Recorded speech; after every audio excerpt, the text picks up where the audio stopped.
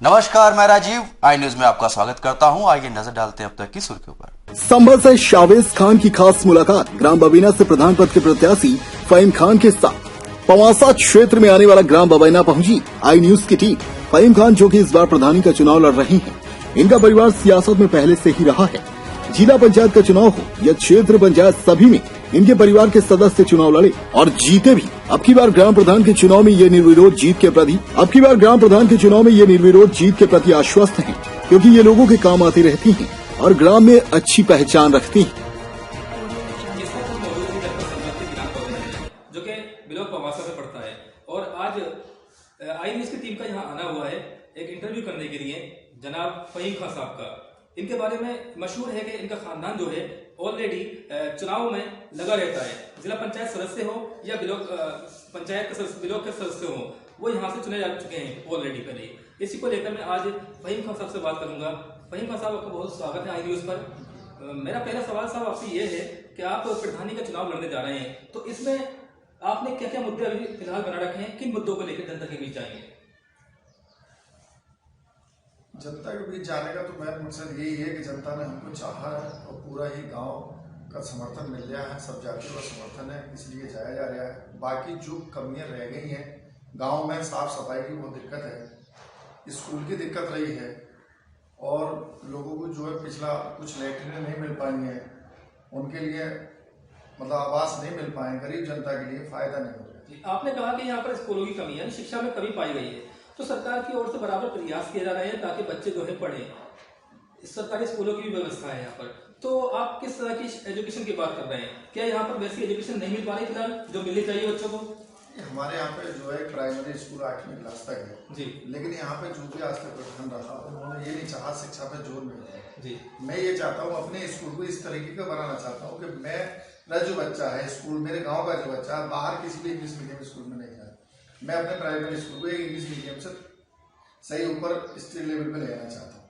मैं ये चाहता हूँ कि आने वाले टाइम में राष्ट्रपति के हाथ से मुझे सम्मानित किया जाए एक शिक्षा के विकास में लाने की। आपकी सोच तो काफी अच्छी है। आप चाहते हैं कि यहाँ से शिक्षा के क्षेत्र में बच्चे निकले और आगे जाएं और कामयाबी की शिखर पर पहुंचे, एक अच्छी सोच आप रखते हैं। तो इसी के ताल्लुक से मैं एक सवाल करना चाहता हूँ, क्या आपने कभी इससे पहले एजुकेशन पर ध्यान दिया? इससे पहले भी आपके यहाँ से पॉलिटिक्स में लोग रह चुके हैं और जीते भी हैं सीटें, तो क्या आप ऐसा कोई काम कर चुके हैं अब तक जो प्राइवेट स्कूल दिया हो या कोई सा भी ऐसा एजुकेशन दिया हो? इसके बारे में कुछ कहना चाहेंगे? इसमें हमने बहुत कोशिश कर दी है स्कूल के लिए, 8वीं तो प्राइमरी तक बनाया है और जो मास्टर खराब रहे हैं, जिन्होंने अच्छा नहीं पढ़ाया, उनके लिए हटा दिया गया। उसके बाद दूसरे लाके हमने प्रशासन से बात करने के बाद दूसरे मास्टर लाए गए हैं। तो उसमें शिक्षा पर ध्यान तो दिया है, लेकिन मजबूरियाँ हैं कि हम अपने पास से जितना खर्च कर सकते करा, लेकिन जो प्रधान रहा उन लोगों ने इस तरीके से नहीं। तो इनका आरोप है कि जो प्रधान पहले रह चुके हैं, जो पैसा पहले आया उस तरह से वो खर्च नहीं किया और विकास कार्य अभी रुका हुआ है यहाँ पर। तो एक बात और बताइए, यहाँ की जो सफाई व्यवस्था है, स्वास्थ्य के बारे में क्या कहना चाहेंगे? क्या सैनिटेशन की प्रॉब्लम तो नहीं है? नालियां वगैरह साफ रहती है यहाँ पर? क्या हालात है आपके गाँव के? तो सफाई कर्मी है, ऐसा नहीं सफाई कर्मी नहीं है, सफाई कर्मी है, सफाई करते हैं, लेकिन वो इस तरीके से नहीं कर पाते जितनी उनको करनी चाहिए। मैं प्रधान बनने के बाद पूरा ही सफाई कराऊंगा और जो कर्मचारी मेरे पास ये कम है, जो कर्मचारी है, मैं उसके लिए शासन से चाहूंगा कि मुझे कर्मचारी और दिए जाए और मैं उसकी सफाई काम करूँ। अच्छा, जनता आपको क्यों चुनेगी? कोई ऐसी पॉजिटिव पॉइंट बताइए जो आपके पक्ष में जाता हो। उसमें पॉजिटिव पॉइंट तो यही है कि मैं जनता के बीच रहता हूँ, जनता की सेवा करता हूँ, जनता के साथ ही। और रही इसी चीज़ के लिए, जब मैं इस तरीके के गरीबों के साथ रहना, गरीबों का काम करना, गरीबों के मतलब उनके लिए जो सरकारी लाभ है वो मैं सरकारी योजना उनको ले दिलवाऊंगा। तो आपका कहना है कि गरीबों के लिए हमेशा काम में आते रहते हैं, जब भी जरूरत पड़ती है, जब भी याद किया जाता है इनको, तो गरीबों के लिए हमेशा पहले प्रयास ही रहता है कि इनका हेल्प किया जाए, इसलिए मुझे चुनाव में, आने वाले चुनाव में फायदा पहुंचेगा।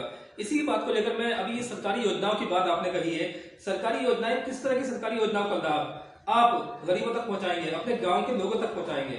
क्योंकि गांव के लोग जो है वो जागरूक नहीं होते, उन्हें नहीं पता होता कि सरकारी योजनाएं क्या आती है, जिसका फायदा सीधे प्रधान अपने खाते में डाल देते हैं। तो उसको किस प्रकार से पहुंचाएंगे आप? क्या सरकारी योजनाएं? उसमें यह कि जब हालांकि वो गरीब आदमी है या गांव का आदमी है उसको नहीं पता, लेकिन हमारा अपना फर्ज बनता है। हम जब प्रधान होंगे तो जो मतलब शासन से जितनी गरीबी के लिए योजनाएं आती हैं वो योजनाएं लाई जाएंगी और वो उनके लिए पहुंचाया जाएगा। ऐसा नहीं है कि हम उसे अपने पास ला कर रख लें और उसे पता न चले। पिछला साल अभी लॉकडाउन का गुजरा, कोरोना के कारण जहां गरीबों में परेशानी देखी गई, रोजगार छिन गए लोगों के, साथ ही साथ खाने पीने को मैसर नहीं था, तो आपने उस समय में किस प्रकार से हेल्प की लोगों की?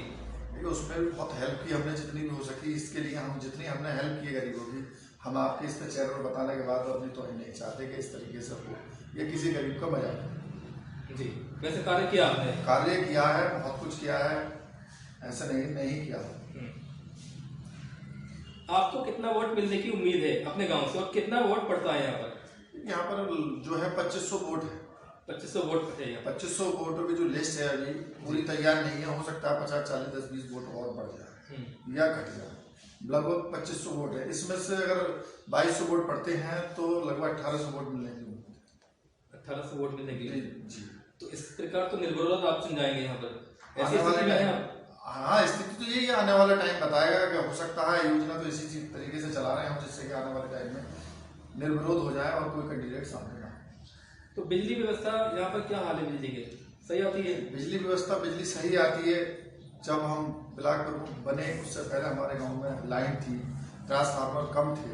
ब्लॉक प्रमुख बनने के बाद में हमने केबल करा दिया पूरे गांव में और अपने गांव के चारों तरफ हमने जो ट्रांसफार्मर रखा। और जितना भी हमसे हो सकता है उतना कर। सबसे बड़ी समस्या यहाँ पर आती है राशन वितरण में। राशन कार्ड जो है ग्रामीणों के पास नहीं होते, तो हो सकता है लोग आपके पास भी आते हो इसके लिए, तो आपकी क्या आगे के लिए रणनीति रहेगी लोगों के लिए? इस तरह हमारे पास जितने आते हैं लोग, हम उनकी मदद करते हैं, उनके राशन कार्ड मिल पाते हैं। ऐसा नहीं है कि हम प्रधान के ऊपर रहेंगे, या हमारी जो अपना ये है कि हम प्रधान के ऊपर रहेंगे, प्रधान राशन कार्ड बन पाएगा तब। हम तो आगे से बनवा देते, लोगों से कह गए और सेक्रेटरी को बुला के बनवा देते हैं या बीडीओ को बुला के बनवा देते हैं। ग्रामवासियों के लिए 2 शब्द कहना चाहते हैं आगे के लिए, जीतने के बाद में आप क्या क्या कार्य कराएंगे यहाँ पर? देखिए, जीतने के बाद अल्लाह मालिक है, जितना भी हो सकेगा, जो सफाई की दिक्कत है, शिक्षा की दिक्कत है, गरीबों को लाभ नहीं मिल रहा है, ये जो सड़कों की दिक्कत है, वो चीज़ हम पूरी करें। ये थे ग्राम बबेना के प्रधान पद के प्रत्याशी जनाब फहीम खां साहब। अब तक के बुलेटिन में इतना ही। बने रहिए हमारे साथ। आई न्यूज, हर खबर पर पहली नजर।